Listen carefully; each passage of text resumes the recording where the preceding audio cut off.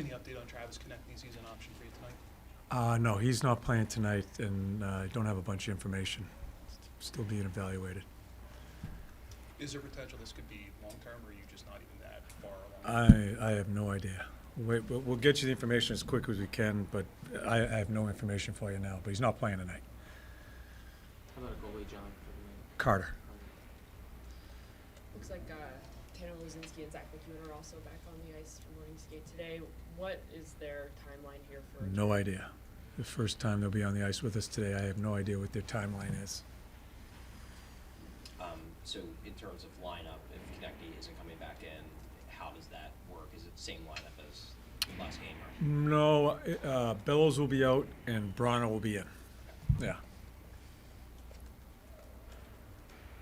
Right, that touches it. That's the only one, right? It's just TK, yeah. John, there was a report by Frank Sarabee of Daily Faceoff. He reported that Joel Farabee's camp or representation has been frustrated with how the year has gone for him and I guess with the team.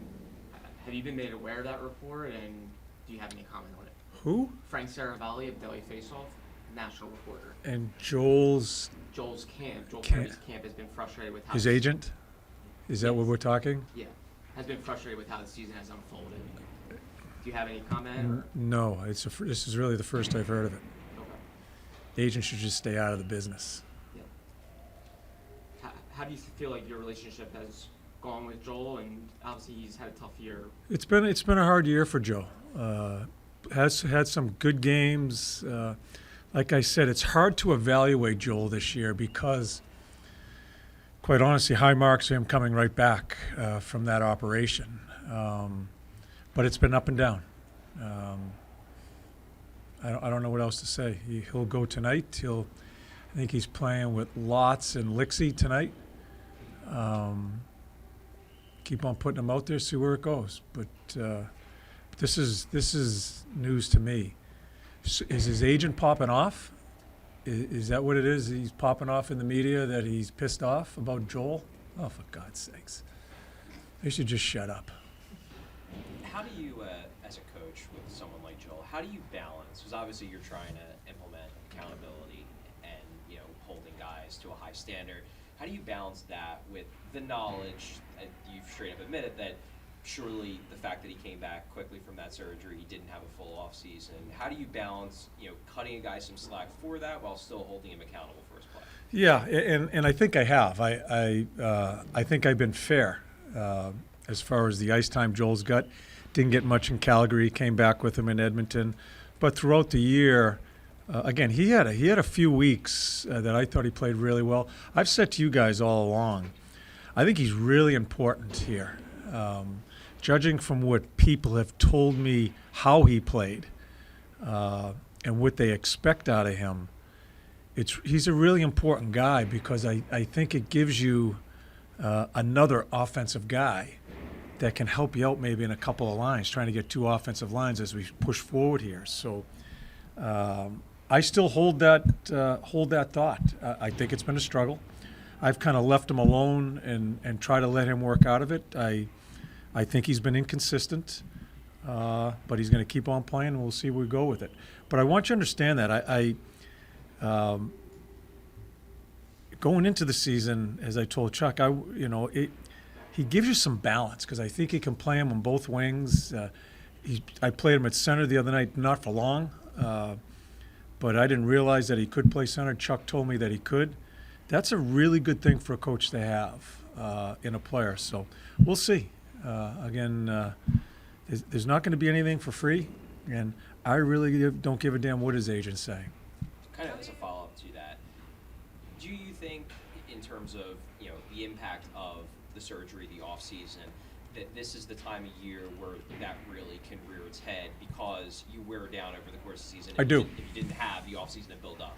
I do think it's you have to talk to him. I think he's played through it. I give him, like I said, high marks. I give him credit for coming back as quickly and he's played through. I don't think he's hurt, but he did not have an off season to get ready. And that's where you make your gains, especially for a young man that I still think needs to get stronger, still growing in his body. The off season, the only time you can do it. During the season, you're just trying to maintain the best you can. So I know that's hurt him this year, and I keep that thought.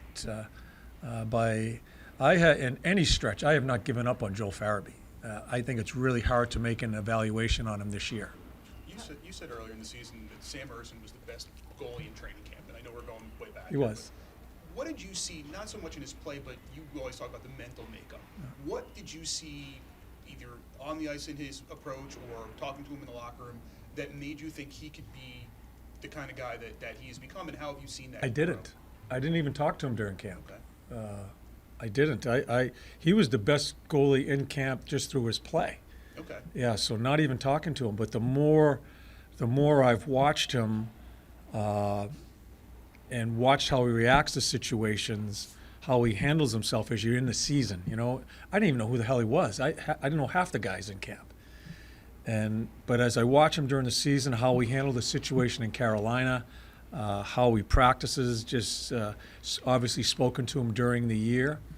I think for a position that requires a whole different type of mental, it's a mental part of the game that it's beyond in a goaltender. I think he has that. I think he has an arrogance, the right type of swagger for a goalie.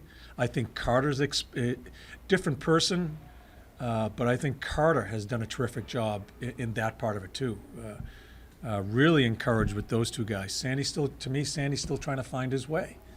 I hope that answers the question. No, I'm just, and then with Sam, like, he has it in training camp, but he doesn't really know the NHL. But now that he's been around for a while, have you seen that swagger, competitive arrogance, however you want to call it, have you seen it grow, improve, sort of? Well, let's go to the nearest one, Calgary.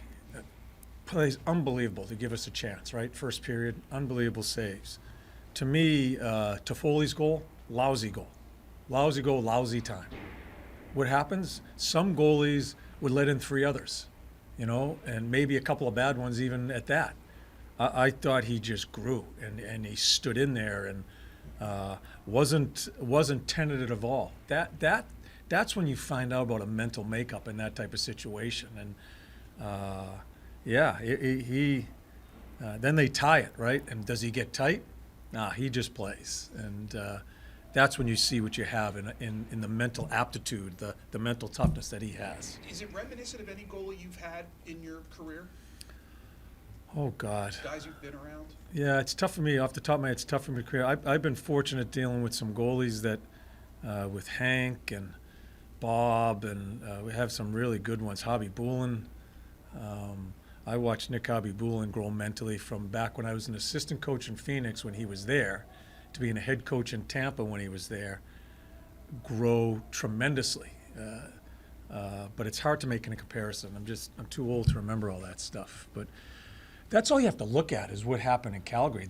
Just in the very quick past here, where is he going to go when it's a bad goal to Foley's? No matter how many big goalies are judged by goals, saves they don't make, not the ones they do make. It's the saves they don't make. It's just the way it's been. You sit there and wonder on the bench after that, now where it goes. And then they score another one pretty quickly to tie it, but it still didn't affect him. He gives us a chance to win that hockey game. When we spoke to you before the game in Edmonton, we talked a little bit about trying to replace Travis Konechny and the various roles that he plays on the ice, right? But you had to in some, or at least attempt to in some capacity with the penalty kill and trying Owen Tippett there. What did you like about just the way that he plays to give him that opportunity? He can skate. He's long. He can take away a lot of area if we can teach him his stick position and penalty killing, just positioning in general. He hasn't done it at all this year. It's someone we've talked about all year long as far as trying to develop. I think he has an opportunity to be a really good one it's going to take some time because he just takes up so much space. And I love his skating ability to go forecheck a puck. That's what TK is so good at, is putting pressure on a power play unit because he's going after you too when he has a chance going down the other end. That kills off 15, 20 seconds on a power play on his shift, which is huge. I think Tip can do that. But it remains to be seen. we're going to try him. It's going to take a little time, but I'm anxious to see how he goes about it. You talked Why don't you, about Mark? liking the way like Travis's instincts and how he kind of naturally fits on the penalty kill because of them. Do you see similar instincts in Tippett, or is that something that he'll have to? Different type player, not as reactive as TK is, but I think he has the ability to do it. I think he thinks the game. When you deal with a forward killing a penalty and a guy that hasn't done it much, it also helps his defensive game 5-on-5. It's a very important note on that, and that's why some coaches use some of these guys where they not sure if they're going to be able to do it, but it helps their overall game. I think it's going to help Tip's game away from the puck too. So I haven't been shy about how I feel about this guy, what type of player I think he can be. If we can get him understanding killing penalties and he can pick up a few minutes a game doing that, it's also going to help his 5-on-5 game away from puck, so that's encouraging. John, we talked a little bit a few minutes ago about accountability. Obviously, I wasn't on this trip, so I wanted to ask you about Travis Santa. You sat him for the game in Calgary. I was curious with regards to that. I know you said after the game that was you were going to keep that between you and Travis, but in that game, obviously Travis's family was on that trip. They were there. Does that play into your thinking at all in terms of whether you're going to scratch a guy or not? I didn't even know, and I guess it was his junior team too. I didn't even know. I know his family was, I believe, was in, who did we play before, Van? Yes. Yeah. Yeah, I didn't know, and I didn't know about the junior stuff. I know some things have been written out there. I can't make decisions that way, and that's certainly not disrespecting anybody's family and what goes on with that. Would it have affected my decision? No, because I can't let that happen. It's not like I'm planning, okay, I can't sit him here because mom and dad are here and it's his junior team. I'll sit him the next game. That's just not the way it works with me. I am making decisions each and every game, and hopefully not sitting people, but making decisions in lineups based on what's going on with that player at that particular time. So, yeah. So if, I guess that's my answer. It would not have affected my decision if I had all that information. I guess, had you had that information, though, do you worry that can, mess with your relationship with the player if he could, get frustrated with that or hurt or something like that? Well, if that's gonna affect the relationship and hurt feelings, then I'm not so sure about the player. At least the player that I'm looking to try to develop. So that's the way I'll answer that. This isn't intramural hockey. This is the National Hockey League, and these aren't personal decisions to affect them that way. It's basically in the big picture. It's trying to help them. I think the world of Sandy. I don't think he's played well enough, and I think he's been given ample opportunity, probably more than some other guys. He's had a long rope as far as this is concerned, as far as his play, and this is what happens. It's not like it's the first thing I'm going to sit a guy.